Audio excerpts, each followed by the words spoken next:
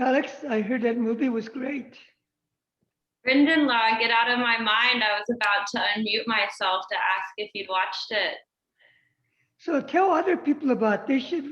I would highly recommend watching this Yeah, movie. I can find the link and I'll share the link in the chat. Yongge Mingyu Rinpoche, Karma Kagyu, and Dzogchen Master, his Wandering But Not Lost, the documentary about his 4-year wandering retreat that he went on to in 2011 and came back in 2015, is available for streaming until the 29th. It is amazing.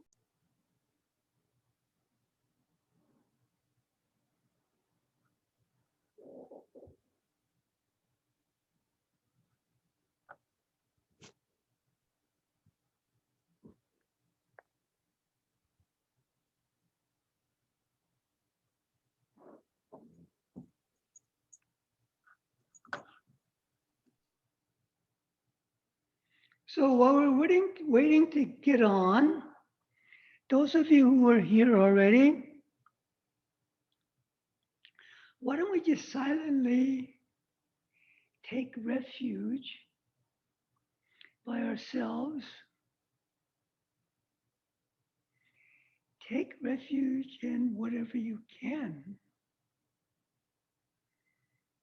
whatever works for you.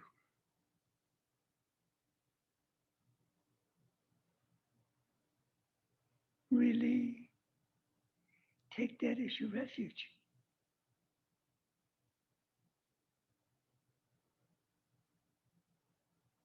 Totally give yourself, offer yourself to the refuge.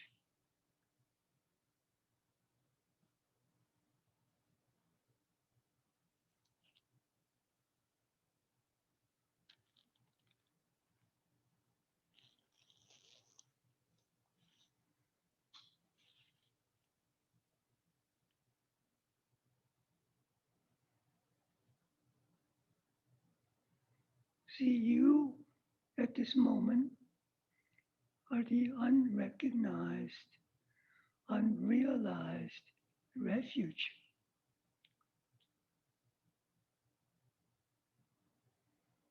And the person or whatever you're taking refuge in is the realized, fully awakened refuge. That's what you're taking refuge in.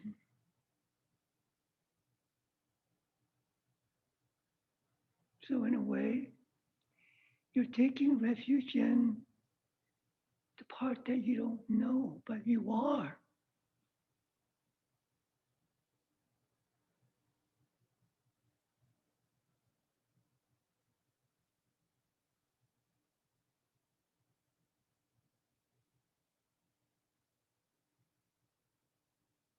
Remember, you cannot become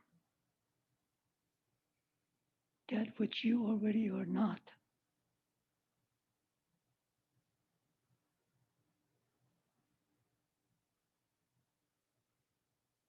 If you're already not awakened really, then you can't be awakened to that which is already awakened.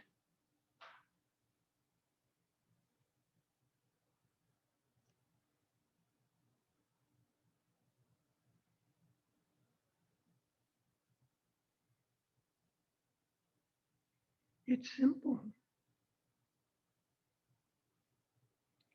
Nothing comes from nowhere. Nothing does not come from nothing.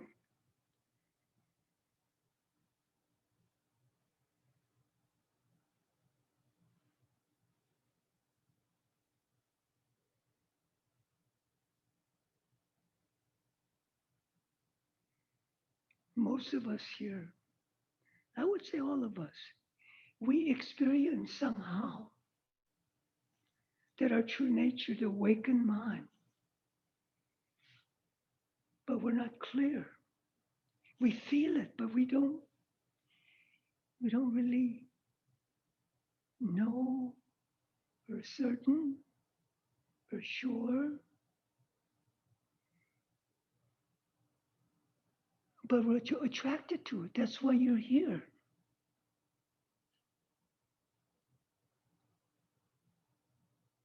You're certainly not here because of my looks.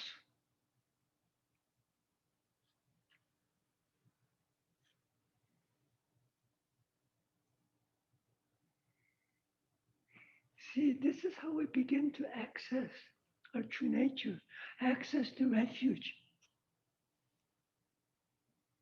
You get to feel, you get the scent, you follow the scent, you follow the feeling. You just allow yourself, let it lead. That sense,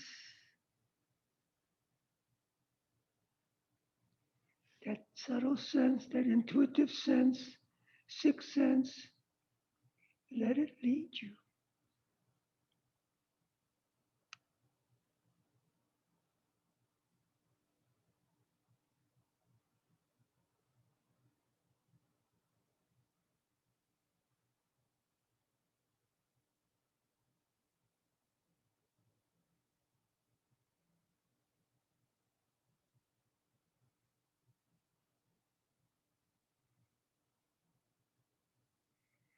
So, refuge can be very profound.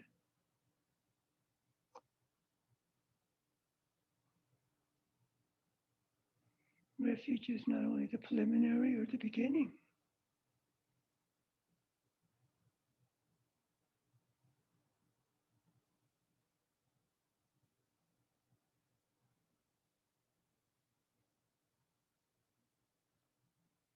Refuge is the skillful means in the end.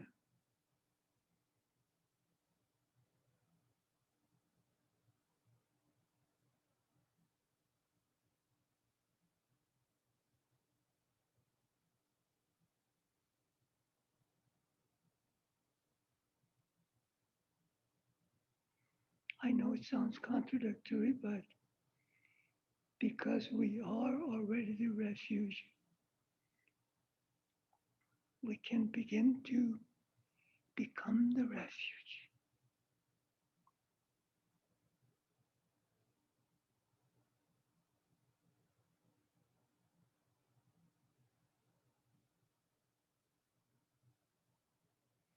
Allowing yourself to become the refuge.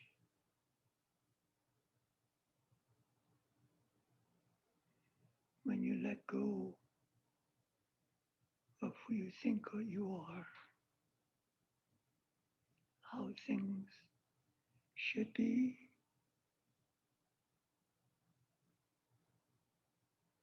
all your preconceptions and ideas.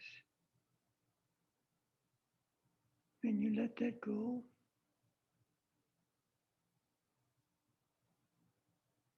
you automatically become that which is beyond all of that because you are that already.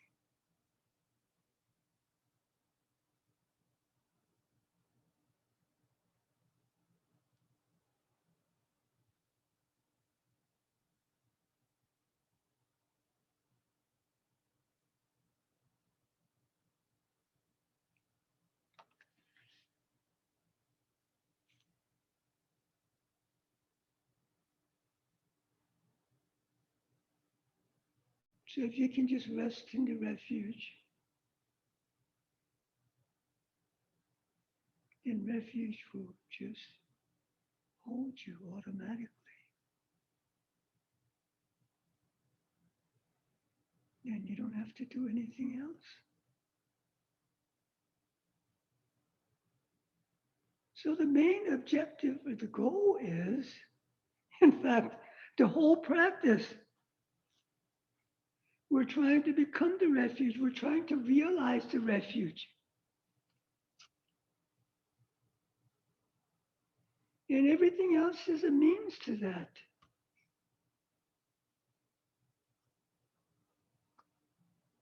Refuge is none other than the totally awakened mind.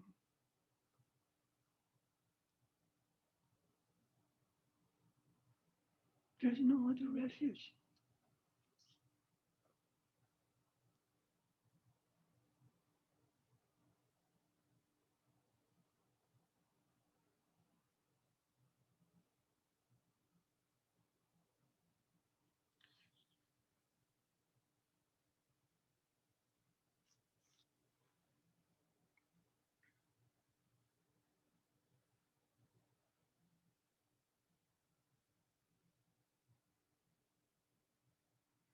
So just simply resting can be the refuge.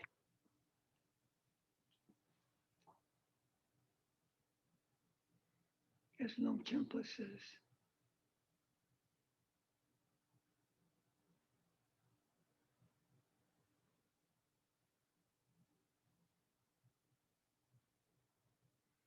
resting is actually starting to be what you are. So when you just simply rest, you're starting to allow yourself to be what you are.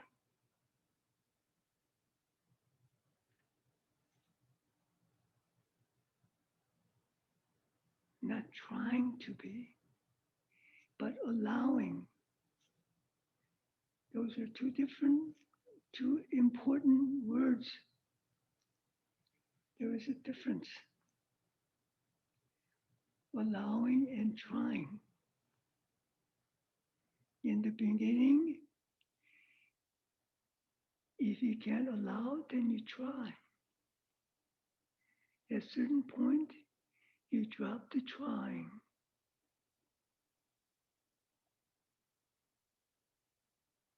When you drop the trying, you're automatically letting it.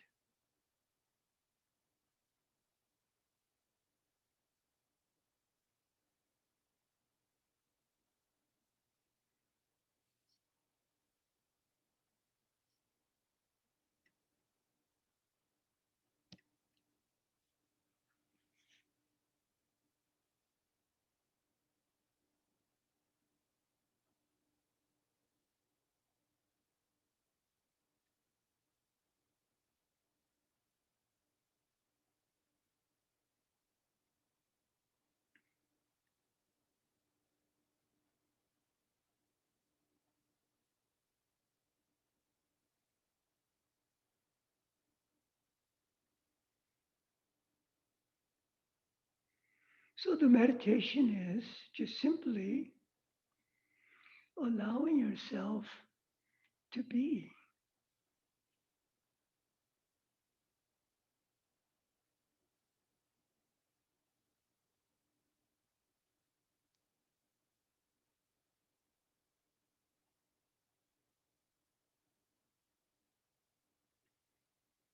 Can you just allow yourself to be?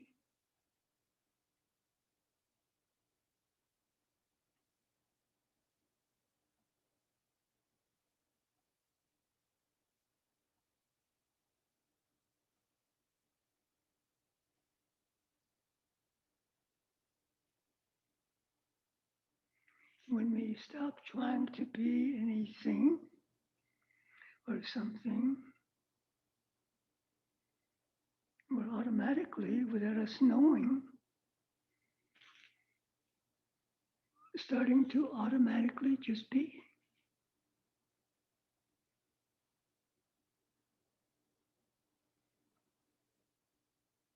We don't have to be conscious, we don't have to be aware to be.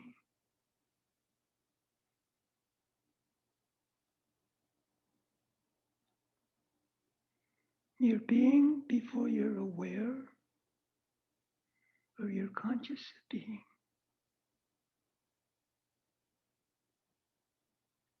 Or any knowledge of being. That's the pure, empty being.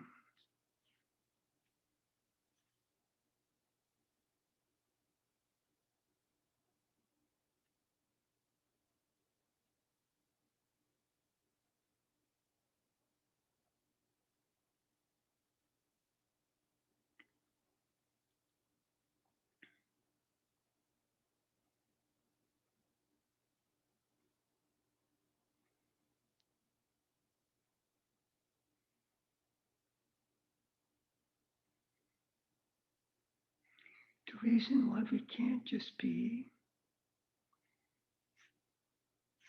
because we're being something. That's our habit. That's our karmic conditioning.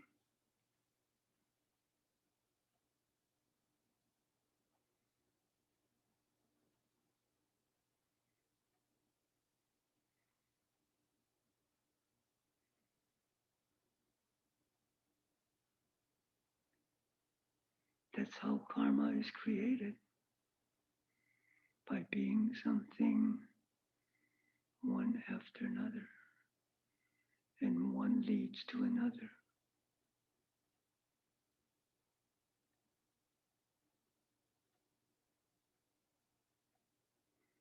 So when you can just be, everything is automatically being.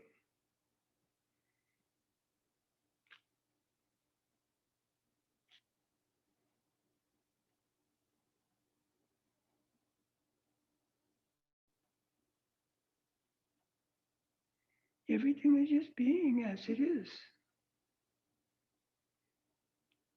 which is its true nature.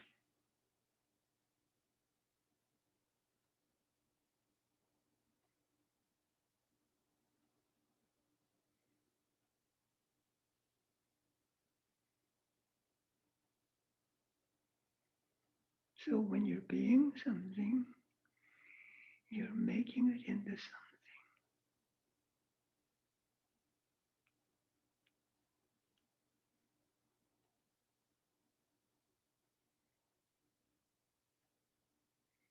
You're creating karma, imprinting karma in your mind.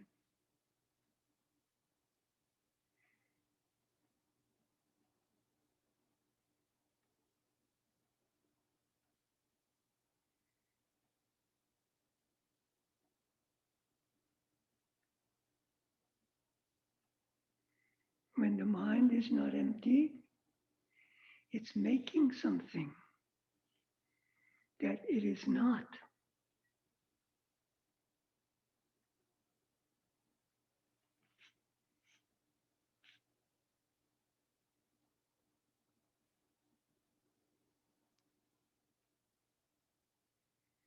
Non-empty mind is the karmic factory.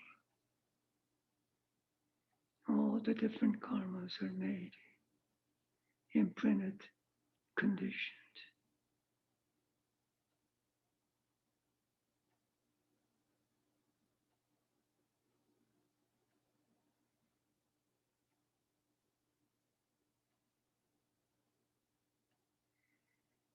So just being is who you are.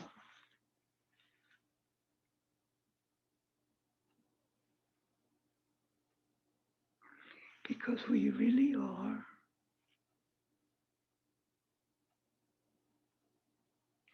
is before you are anything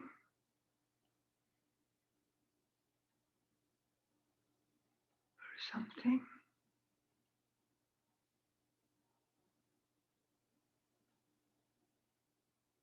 One can be not be anything. You can just simply be or is, and still be clearly aware. Still observe, feel, and experience everything.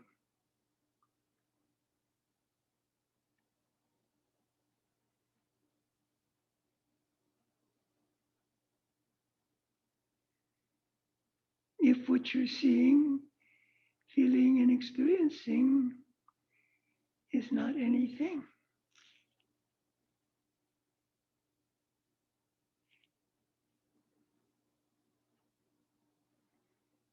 then it's empty,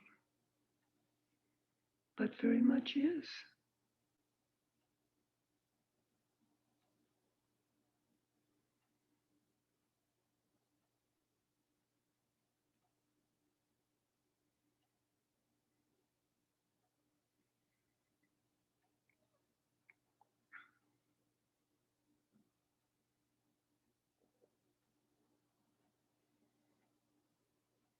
You are already. You don't have to try to be. That's the secret.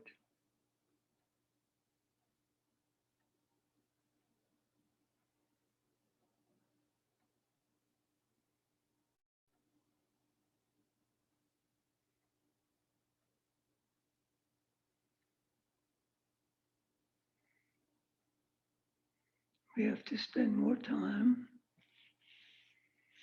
not being anything or something. Not seeing, feeling, or experiencing. You got to be clear about that.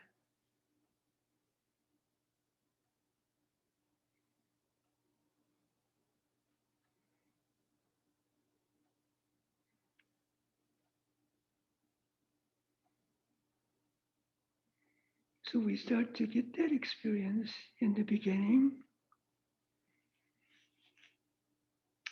In the absence of something or anything. Then as you become more familiar with that feeling, the mind not being anything,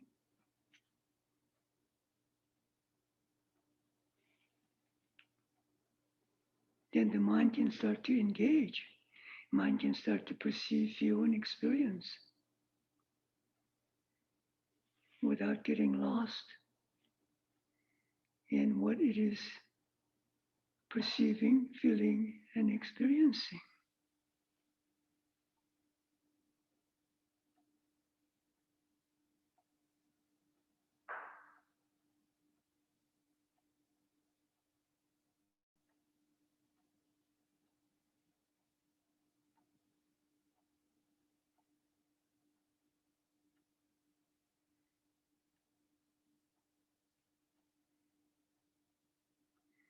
So those of you who are new, we can start this practice by simply finding the mind, awareness,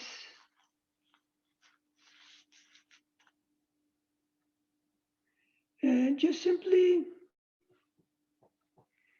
start to be the mind or awareness without it being anything,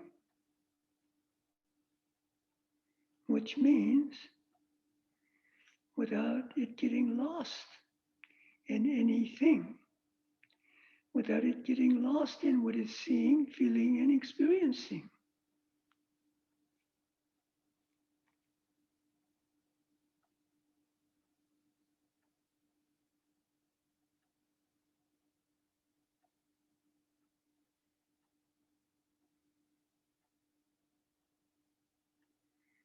And one of the simplest ways to do that is to simply start to not focus on what you're seeing, feeling, and experiencing.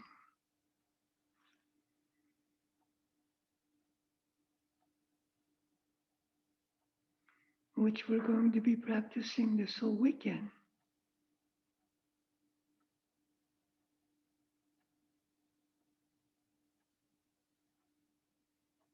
But there's many different ways you can do it. We can start to see, but start to not see anything. But we're still seeing everything, but we're not seeing anything.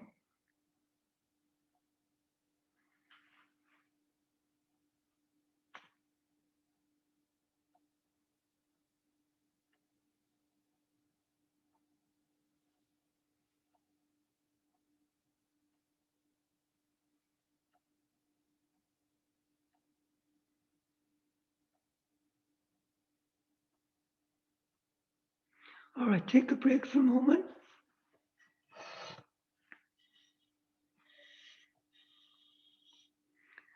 So, from what I can see, we don't have very many shoppers this evening.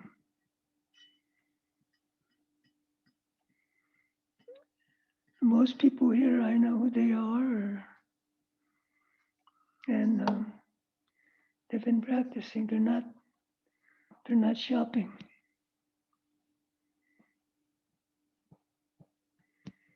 So that's good. Then I don't have to try to blah blah blah blah. To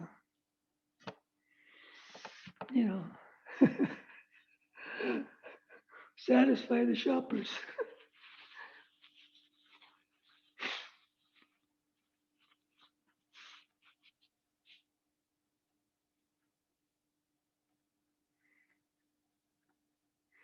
Yeah, I suppose my favorite thing is just different ways of pointing out who you are.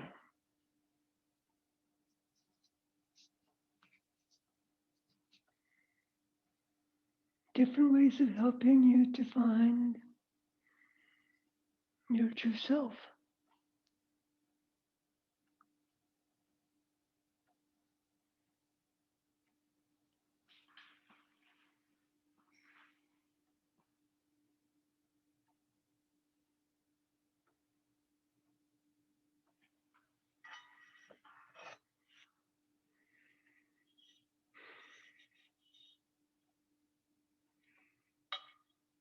So those of you, there's probably a few new people. Any questions about what I've been saying and what I've been introducing?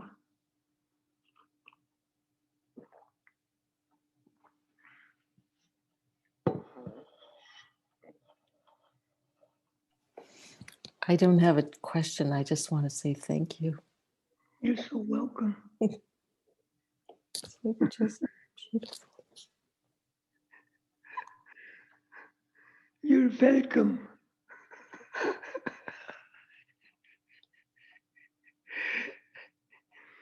And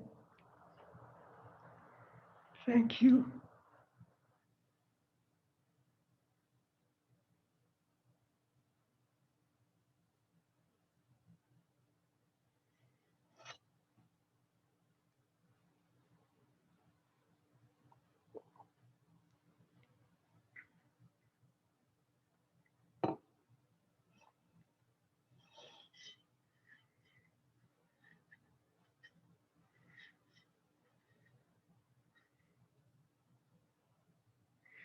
So the Thursday nights you're supposed to talk about something, I don't know, introduction to meditation or whatever.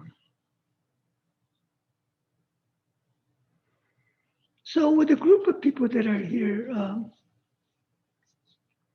so I'd like to talk about a little bit about meditation.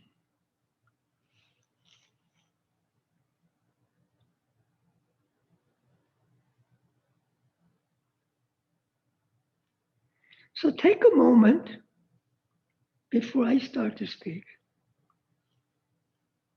In your own mind, try to see what is meditation for you.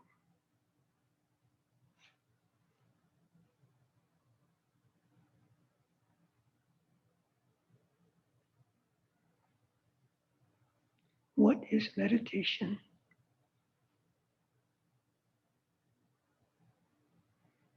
What are we doing when we meditate?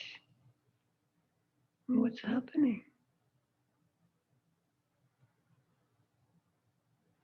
What are we trying to do when we meditate?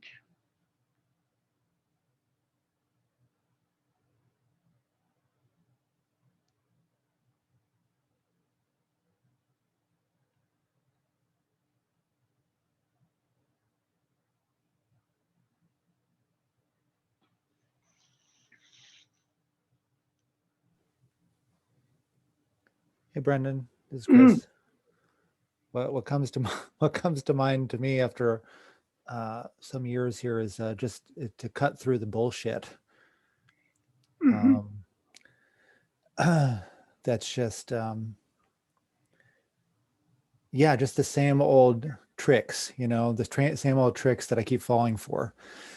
You know, just the Tell us the tricks so I don't have to follow your tricks. you know, just believing things, believing the stuff that comes up into my mind, you know, Yeah, believing the emotions, believing that you know, that the anger is really anger, believing that what I want is really what I want, believing right.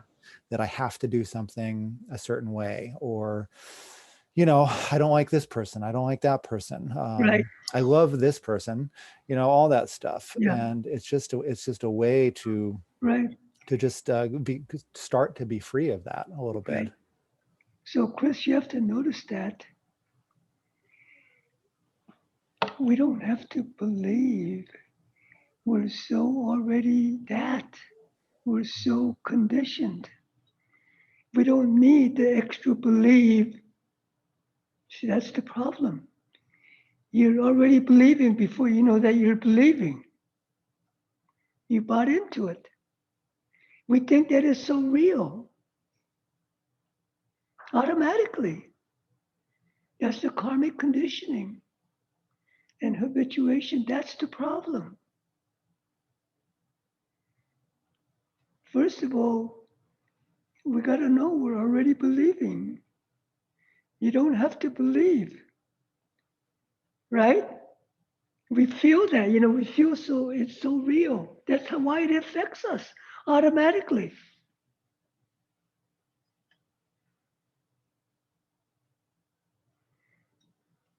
So how do we start to break that habit?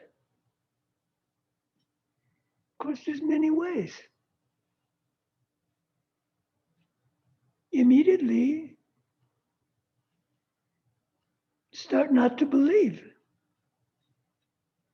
But how do we start not to believe other than you gotta just say, all right, stop believing. Is that gonna work? No. Telling yourself, stop believing. Probably for most of us, not. So we need some kind of method. See, this believing, this delusion is a chain. It just keeps on, one after the other automatically. So how can we start to stop the chain? In technical language, how can we start to cut? In Dzogchen language, cut, that's what cutting means. Stop the continuation, stop the delusion.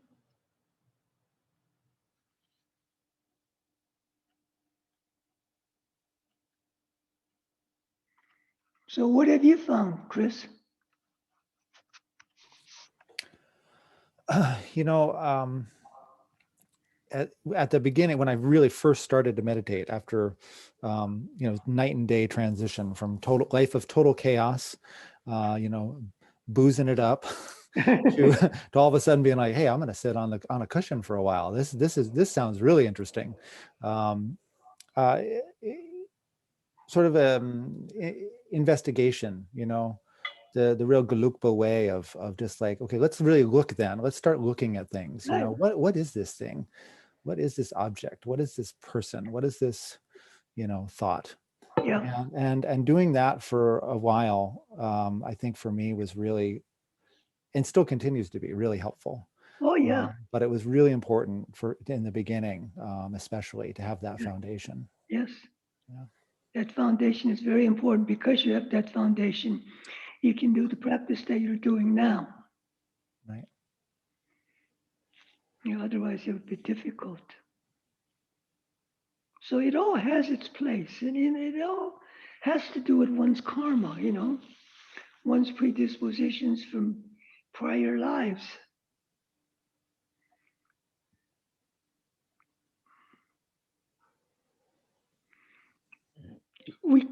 Each of us come to this life prefabricated.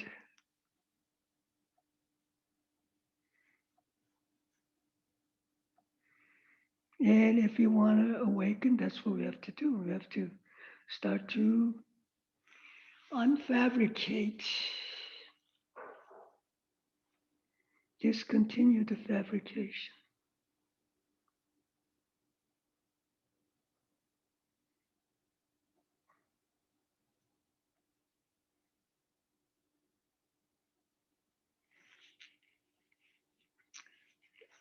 So yeah, I'm looking forward to this weekend because it all, in a way, it constantly leads to non-focusing. Non-focusing can immediately stop the continuation.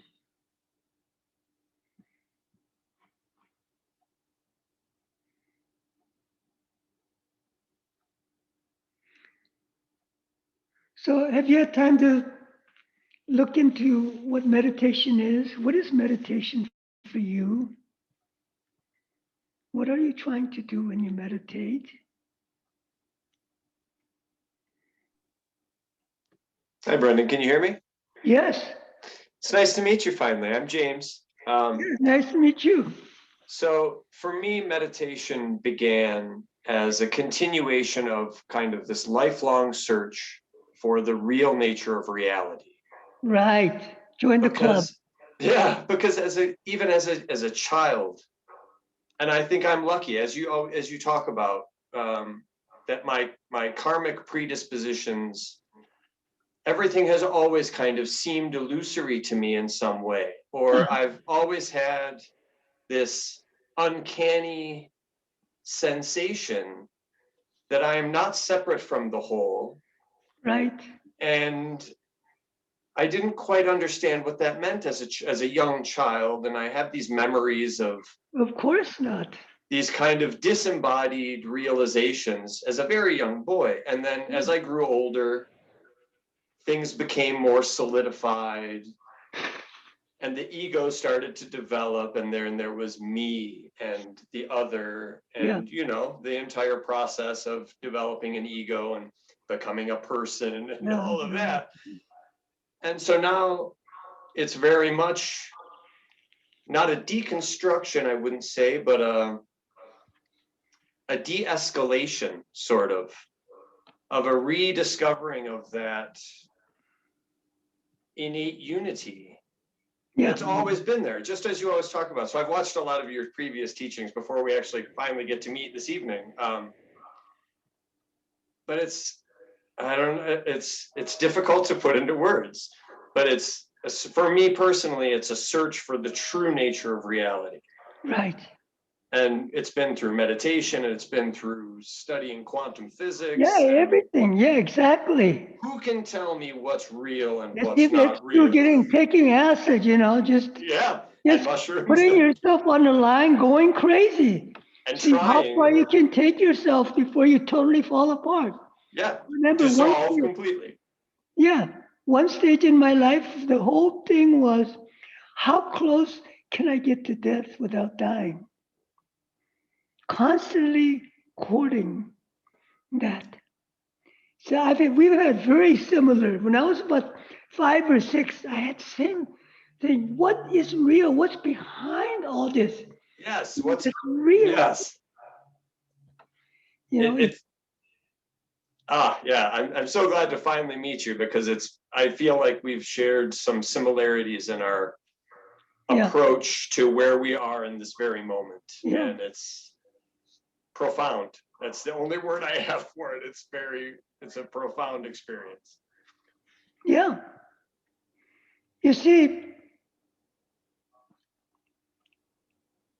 the sense I had that I was looking for something that is real, something that is true, something that is behind all of this. See, that's a mixture of what is real and what is not real, the delusion and the true nature at the same time.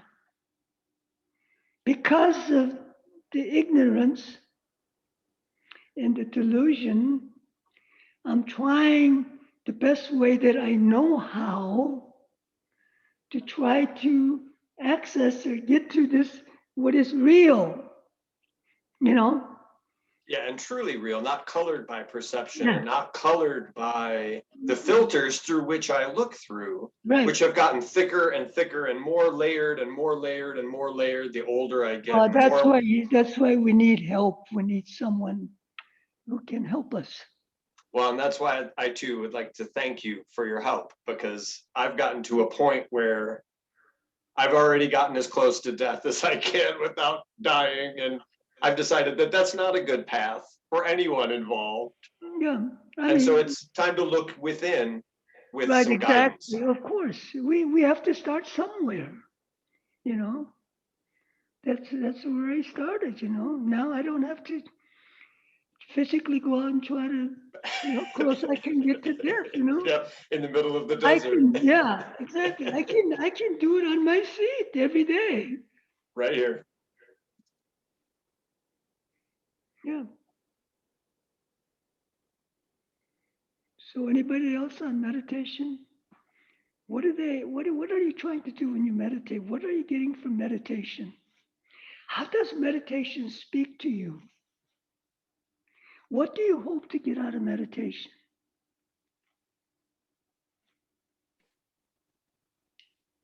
Brendan, when you asked us this, what just immediately came to mind was coming home. I'm coming home to my true nature. Right. Yeah.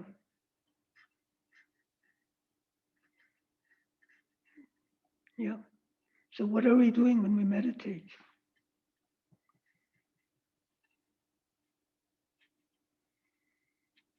Are we not communicating with ourselves when we start to meditate? That's a big deal.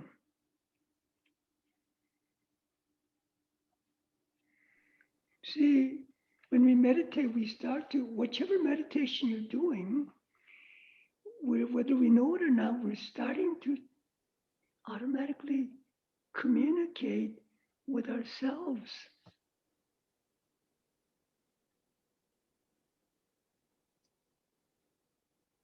So it is said in the practice, first, we have to receive instructions or read and understand what is being said. Take that in. Then contemplate on what you've understood. And that further clarifies what you've understood. Then when your understanding becomes clearer,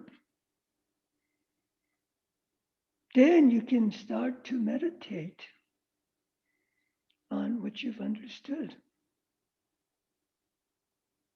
And that takes you further. That takes you beyond the understanding. Meditation takes you beyond what is understood, and which is quite different. That's why meditation is necessary for most of us.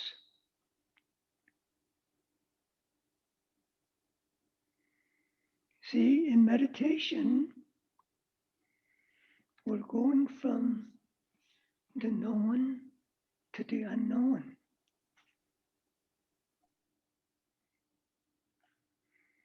In conceptual understanding, we may have gotten certain distance, but at a certain point it just goes round and round. You know, it's not taking you any deeper or closer.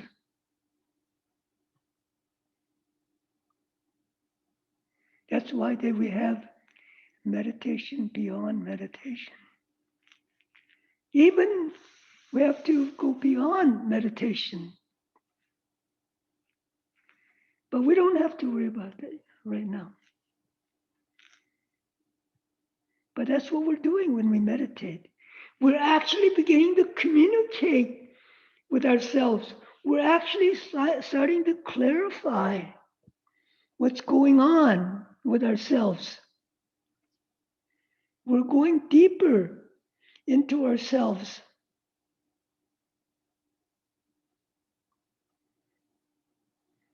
That's the power of meditation. And you do the work, and it shows itself. You can't make it.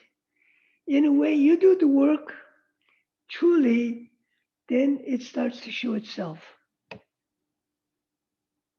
You may think you're doing it, but no, you're just creating the condition. Even at non-advanced level, people who start to meditate, they start to feel the quiet and calm, So they think, well, I'm gonna meditate and make myself quiet and calm. You're not making yourself. You're just creating the condition. If it wasn't already there, it wouldn't happen. You're just slowing everything down, beginning to see what you didn't see because you were so busy, so caught up in all the other things that you were caught up in. That's why you weren't able to experience that what you can experience when you start to meditate.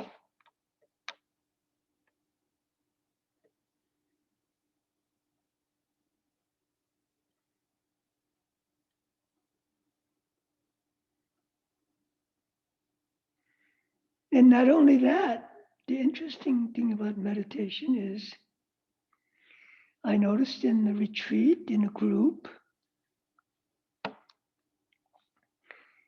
when we're meditating together, really into meditating,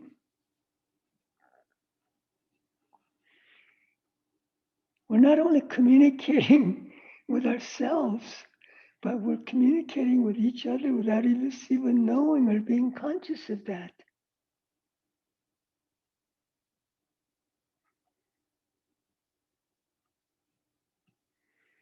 And we're creating this field.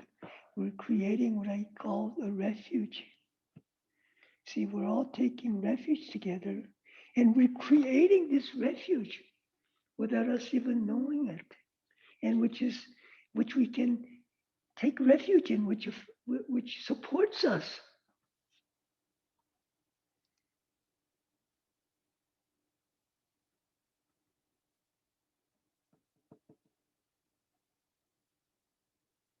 And of course, there's different types of meditation. Basically, you could say there's like two different types of meditation. Of course, there's many more, but I'm just saying basically.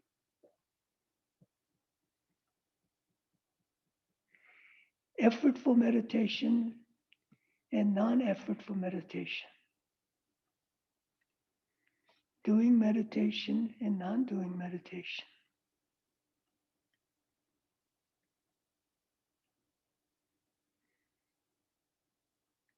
Concentrated meditation.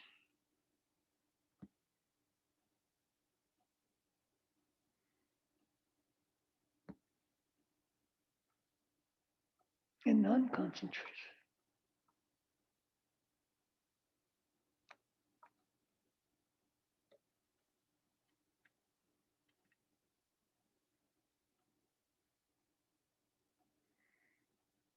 So what are the concentrated meditation? What are the doing meditation? What are the effortful meditation?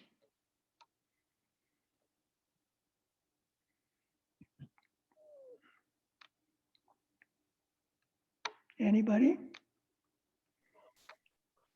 For me, it was, or it is, constantly bringing slogans to mind, like don't focus, or non-focusing, telling myself things to do Right. in order to meditate. I'm getting a little better at not having to do that, but I still sometimes have to rely on those. But we need that in the beginning. Yeah. We need that in the beginning, Right. But it's getting easier now to just rest. I can't Right. say that I can do it for very long, Right. but I can do it. Yeah. That's a big deal.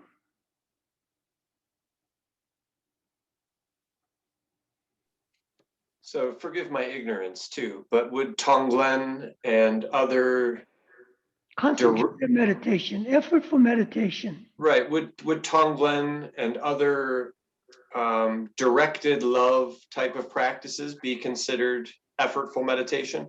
Yeah, that's what I just said. Okay, yeah. So that's Yeah, and been then the biggest one for me is like focusing on certain groups yeah, and that's fine. directing Well, peace. But what happens that leads to the non-effortful state when you really connect, when you really feel the compassion, when you feel the total connection, then you're there. You just are that. That's not, no more effort is needed. Yeah. Just resting, simply resting. Just being, simply being. That's non-effortful meditation. Okay? Just letting things be as they are. That's non-effortful meditation.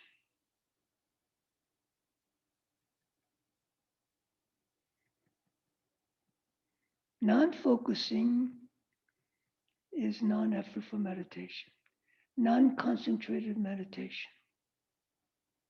Mindfulness is a concentrated meditation.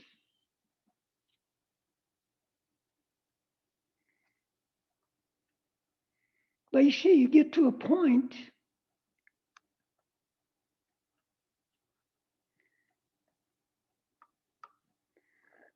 when the mindfulness can totally be mindful, then the mindfulness disappears.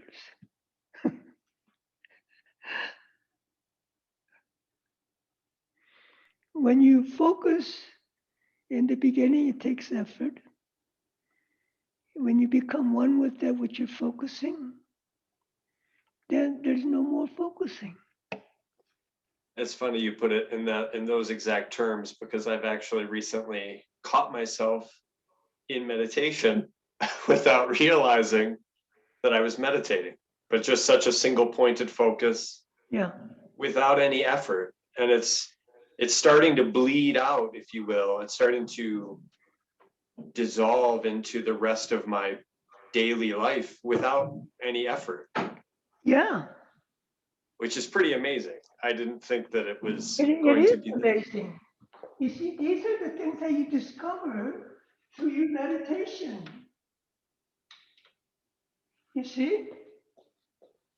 This is what you discovered when you meditate. But you got to meditate. You got to do the work. You got to do it. Even though we say meditate, but there's a meditation where you just let it happen. That's not effortful meditation. So in the beginning, we use both, you know.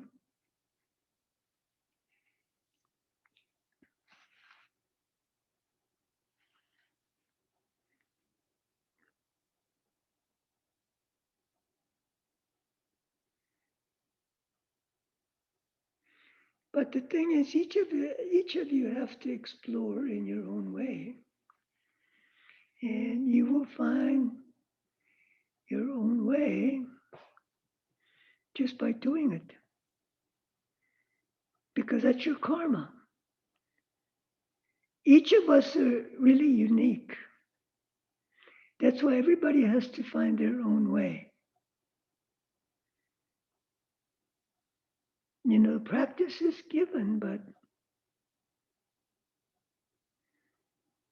the other part is you take the practice and you have to find your own way to practice.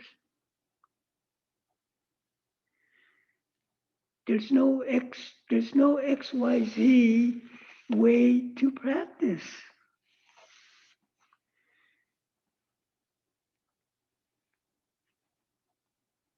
Practice is XYZ, but the way to practice is not XYZ.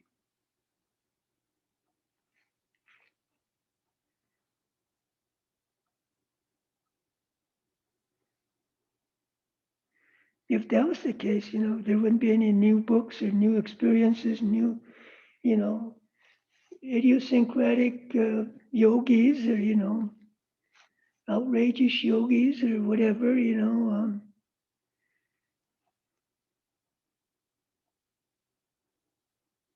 There's no end.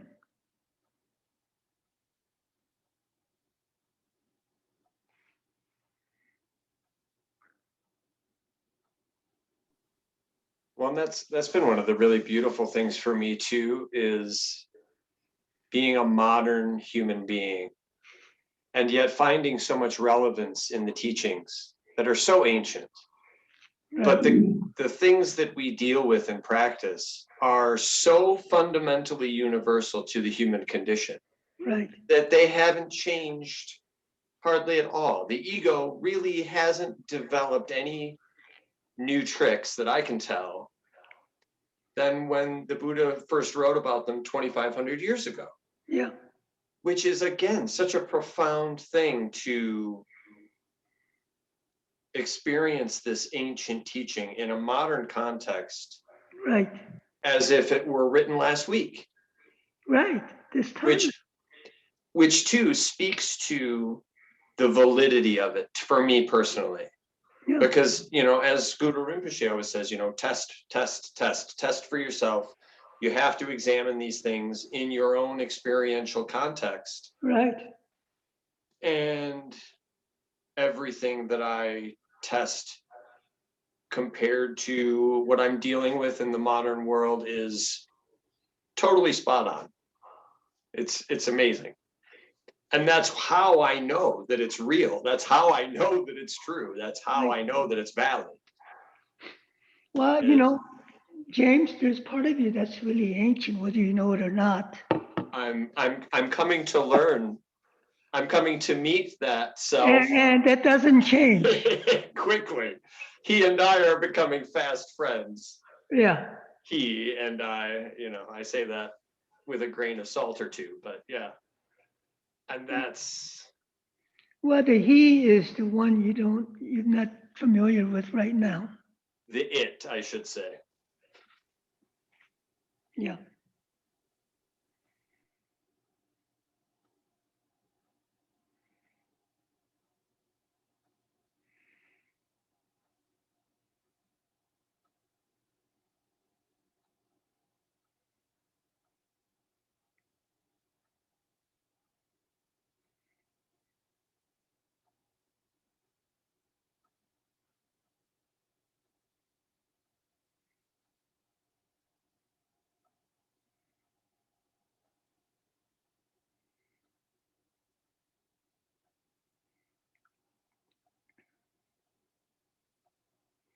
So what are you discovering when you meditate? What are you seeing that you didn't see before? What are some of the discoveries? What are some of the changes? This is what I'm interested in. Yeah, you share this and you're sharing with everybody. You're actually clarifying or help us clarify for each one of us. When you start to clarify, you start to share your clarification. That's why it's so great. I'm going to take a chance because I knew at this, but Yeah. I'm learning that nothing matters and everything matters all in the same breath. Yes, in a way, that's true. Everything I thought was so important that I worked so hard at Yeah. really doesn't matter. And yet it really matters. I don't know how to explain that, but Well, one of the students says, it matters if it matters to you. It's only a thing if you make it a thing. right. Of course, we have to be practical, you know. It matters to you because we're limited.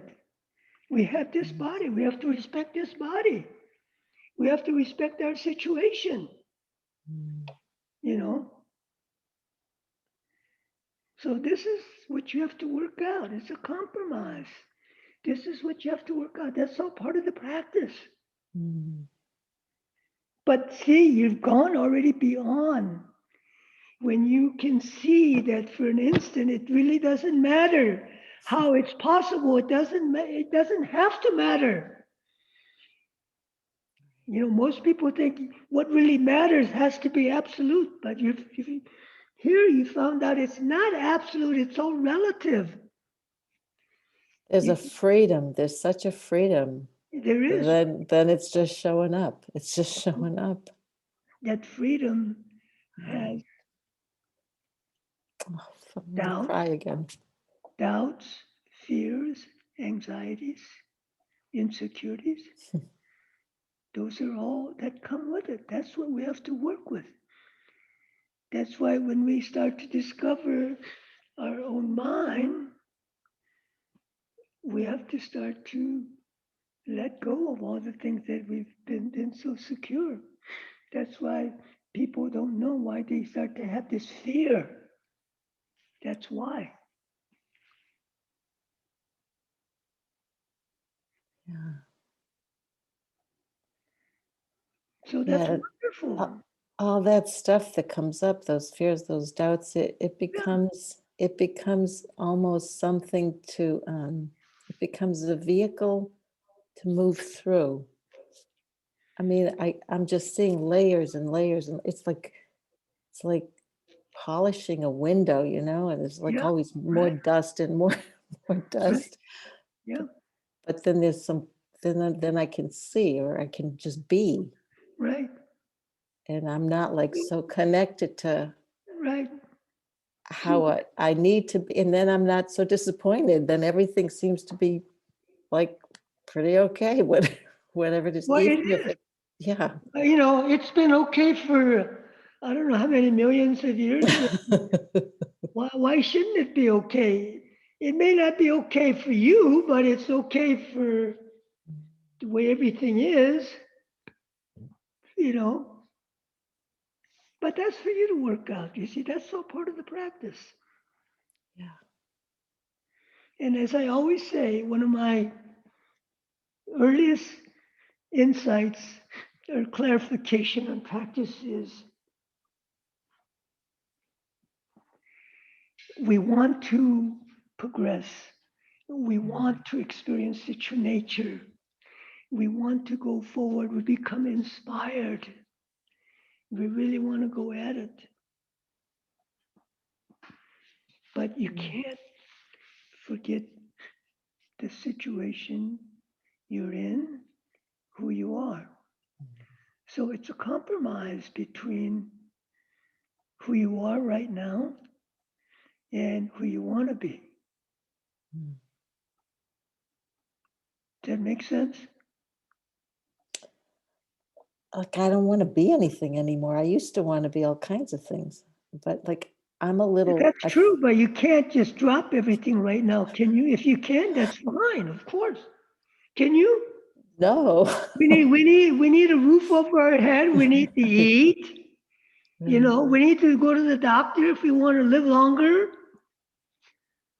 You know, if we want to be healthy. That's the compromise.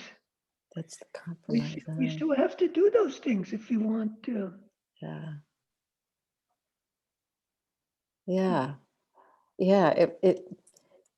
It's just doing things. I mean, they matter. It's not like I'm indifferent to things. Things matter, and I like things, and things have to be this way and that way. And I've got 3 doctor's appointments this week, but I'm just not caught up in it in the same way. Exactly. It feels like just. We can do all those things, not be a slave to it. You just change your outlook, your perspective. That's what you have to do.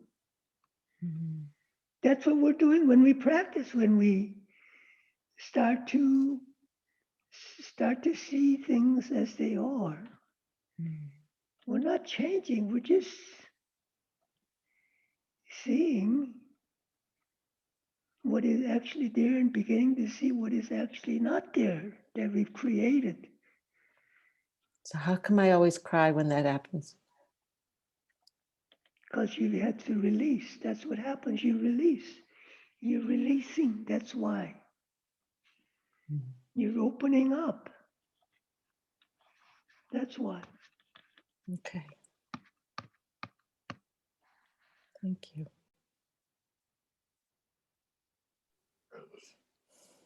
Thank you.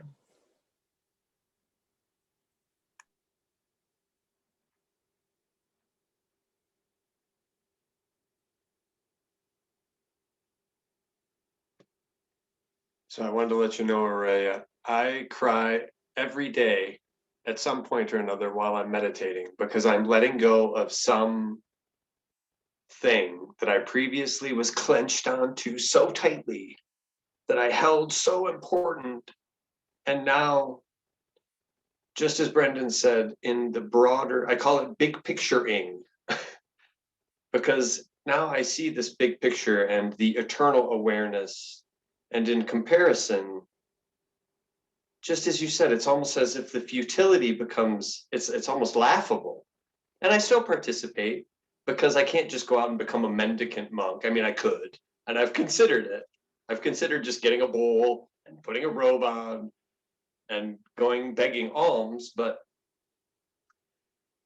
just that broadened perspective of like, yeah, so this is important for the menial life that I'm participating in now. But when you compare it to the vastness,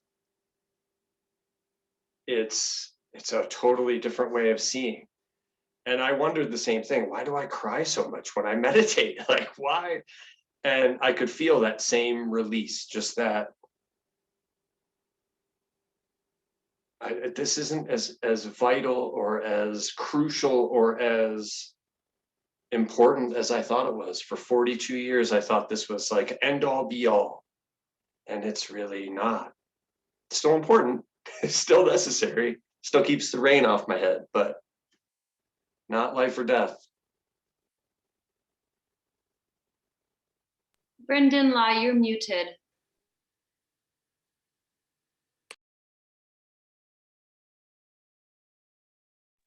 How did I get muted? So here you have to be clear about whether you're listening to your superego or whether you're listening to what everybody think it should be versus in terms of your own needs, what's necessary for you to continue to do what you're doing. So you got to be clear of that. You know, we're so used to listening to our superego and what others think it should be. And that's at an unconscious, subconscious level, you know. And just clarify that and you follow that and there's no problem. See, that's the freedom. That's the freedom. What's your name? Ariella? It's Aurelia. Aurelia, yeah. Mhm. I thought it's Australia. So that's what you see, that's the freedom we get. We have, once we're clear, you make the compromise and you clarify you made the compromise. And you're comfortable with that. And you're not listening to the superego, what others think you should be. Yeah, I have a superego that's driven me almost to death, you know. Well, join the club, really, all of us. Yeah, Yeah. yeah. And so now I'm learning or trying to learn to listen to something quiet enough to know what it is that each moment needs to be said yes to, because I don't trust anything else anymore. Oh, it'll become clear once you start to practice and get the experience. That's, you don't have to totally rely on the being quiet and that's part of it. That's good. Mm. But from your own experience, from your own investigation, from your own meditation, to going deeper It'll clarify itself. Mhm.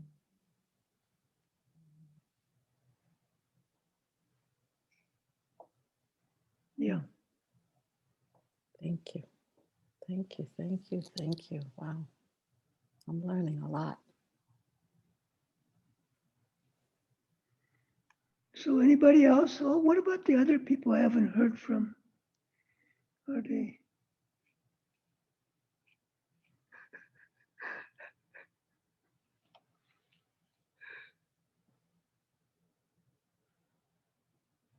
Yeah.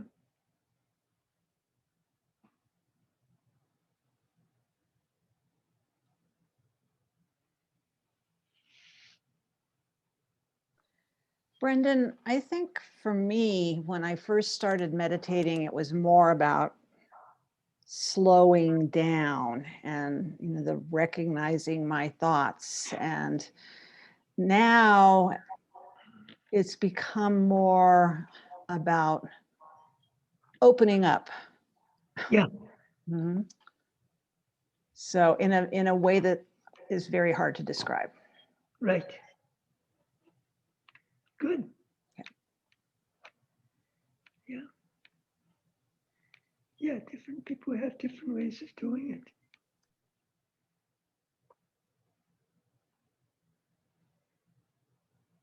Yeah. Opening up. How do we open up, Judy? By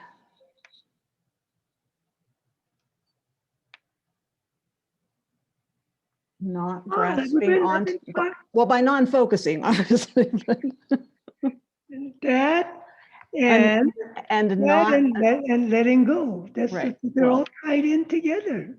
and not attaching to something as a thing, that letting go. Right. Yeah. Mhm. Yeah. Letting go. Yeah. Mhm. Yeah. So that's the thing I found about non-focusing. We're just so simple and obvious. We just don't, we just, a lot of times we just don't think is not the right word. We just don't believe that it's worthy of our attention. But there it is. We can say, oh, let go, I'm going to let go, I'm going to let go. But that doesn't work. It's like saying you're having problem with thoughts. You're trying to say, don't think, don't think. Does that work? No. But if you just simply stop focusing on what you're thinking of, thoughts start to discontinue automatically.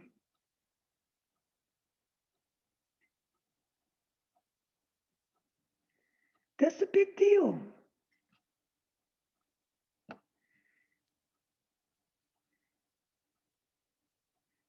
Because people commit suicide because they can't stop thinking. Thinking backs you against the wall. More and more, it leaves less room, It's a horrible, oh my God. That's even more horrible than, other physical horrible thing I can think of, really.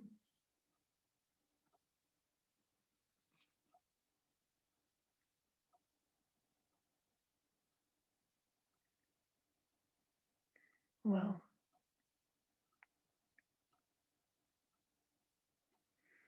That's how we free ourselves.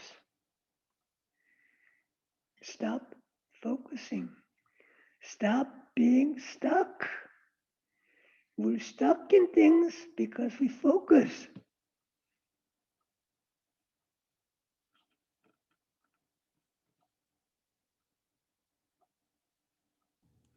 Hi, Brendan. Yeah. I remember me, the first time I tried meditating, I was like, what's going on? All these thoughts.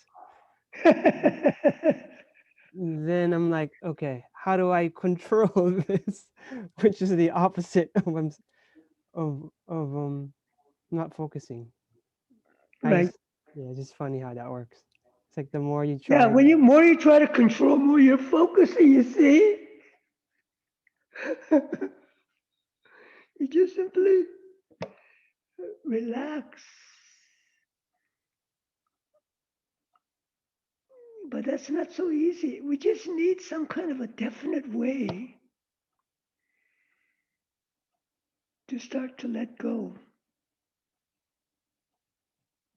See, this is what my mind is always. This is the condition of our mind. This is the condition of our mind. Okay?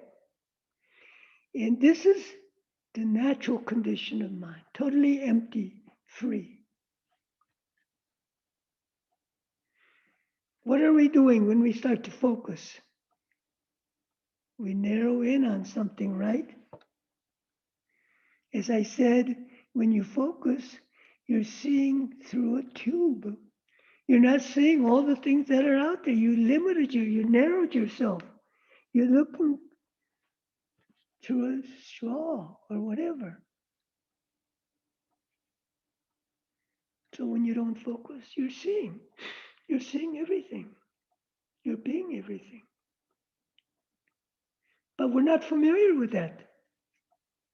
So that's why we've got to start doing it to become familiar with that experience, that state, whatever you want to call it. You start to become that.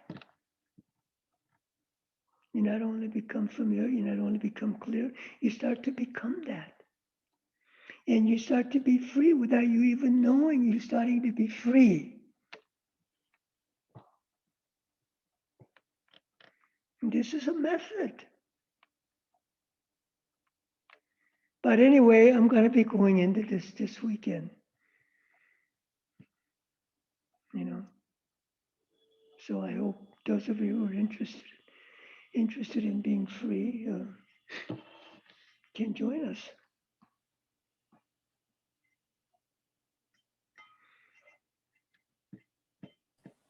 So I have to make an admission here. I have to do a little confession. You know, the Thursday night, you know, for the general public and my past experiences, people who come are, you know, just they're not really interested in practicing. They're just looking, you know, they're just shopping. And that's why I don't really enjoy doing the Thursday night thing, you know. But somehow tonight it worked out, you know. So I really appreciate it. And I'm going, well, you saved me. I wondered what you meant by shoppers at first. I was like, what is he talking about shoppers? And I was like, oh yeah, I get it. Window shoppers. Yeah. People who are searching, you know, looking, but they're not willing to commit. They're not willing to get into, you know. Yeah. It can be scary at first. And I think that's some of the biggest challenge that I've run into with other people. Like I've never really had much fear of introspection, but I've noticed with a lot of people that they're not, Oh, they don't absolutely. want to find what's in there. They don't No, they want to don't know. It's confront. scary. It's scary. Yeah, but It's it's not scary. really, right? It's scary because they have to give up what they're used to. They have to give up what they're familiar with. They have to give up what they're secure with. See, that's why it's scary. It's giving up. That's the scary part. But I think that's the most exciting part of it. You know, it's that Yeah, it can. discovery of Well, reality. I want to know what's real. well, it's the same side, the other side of the same coin, actually. You see? Yeah. Of course, for you, yeah, at this stage, and for me too. So when it gets difficult, when it gets scary, that means, well, something's going to happen now. So it's good. I mean, don't get me wrong. It doesn't feel good to be, secured. I mean, insecure and anxious and not clear. And you don't, when you really don't feel, when we start to feel that, it's real. Well, and that's what I found too, is that when it gets uncomfortable, that means that I'm getting somewhere. Or that Right. means that But you gotta stick with it. You see, that's where the trust and the practice helps. If you haven't practiced, that means you haven't gained the trust. So you just back away right away. But the more you practice, the more you get the experience, the more you welcome it head on. yeah, it's exciting because this is getting uncomfortable. This must mean that there's some progress being made, or that there's Not necessarily always, Okay. Well, but what I wanted to ask you is, because there are some people in my life that I would love for them to discover the freedom that's available, but I don't know how to dispel their initial fear, just to get them over that hump, to get them over that initial trepidation. Well, I would like everybody to get the freedom. I would like everybody to experience the freedom. I thought that would be the case, but I wanted to ask you if you had any little tricks up your sleeve in order to. My advice is do whatever you can. But main thing is keep on practicing. Then you start to realize that you start to become that, and it'll rub off on others without you even trying. That's the best way you can do it. It'll automatically happen. That's why Ramana Maharishi, people would come to, how can I help? How can I help? They've been taught this. He would just say, help yourself first, and then you'll be able to help others automatically.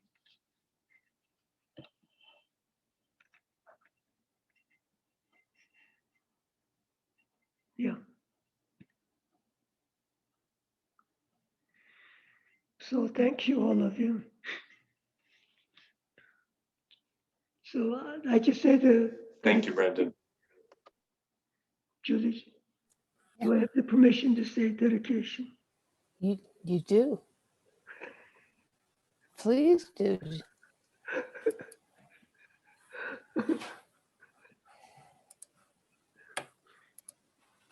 By the power of this practice, may our real enemies, our own confusion and misdeeds from our ignorance be overcome, and our true nature fully realized, so that we may free beings from miseries of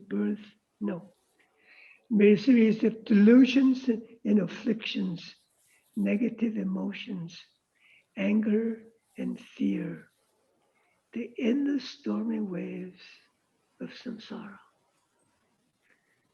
May the pure and brilliant sun of bodhicitta dawn on each and every heart and mind, dispelling the darkness of suffering and confusion, unstoppably until all are fully illumined and awakened. In the world in general and in this nation, may not even the names disease, famine, war, and suffering be heard. May virtuous qualities, merit, and prosperity greatly increase. And may continuous good fortune and sublime well-being perfectly arise.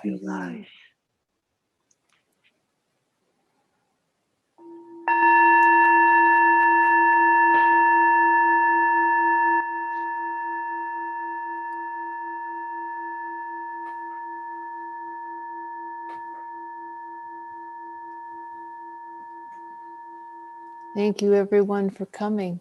We'll be starting at the same time tomorrow night if you're registered for the program. And then we start at 10 and 2 for each day this weekend. That's Mountain Daylight Time. And I hope to see you all then. Have a Thanks very good much, evening. Julie. Thank you. Okay, Thank you, Julie. Thank you, Brendan. Thank you, Thank you, Brendan. Brendan. Thank you, Julie. Brendan. Thank you, everyone. thank you. Thanks, everybody. Brendan. Thank you, Brendan. Night. Good Good night. night. Night, all. Love you guys. See you all Good tomorrow. night, all. Julie, can you hang in from, was it me? Yeah, for- you're not registered, hon. I'm not. No. Okay. I can go into the PMC website and register, or Mm-hmm. that's how to do it. I Yeah. thought I had done. Okay, thank you. Okay. Julie, I Bye-bye. sent the email to request the link to join. Have you Yeah. seen my name? Right. I didn't see, I didn't see you on the, did you register online or did you say have to send a mail to Jen? I sent the mail to Treasury person. Okay, I'm trying to get in touch with her now because Tracy was going to handle that, but she's sick right now. So, but Oh, I will make sure you get it. It may be that I will short circuit and say, okay, if you can make a donation to the center, and Yeah. I'll send you the links. oh, great. Thank you very much. I know that Brendan wants you to be there, so that Thank you very it's my much. job to make that happen. Thank you. Thank you very much. Okay, Have a good night. you too.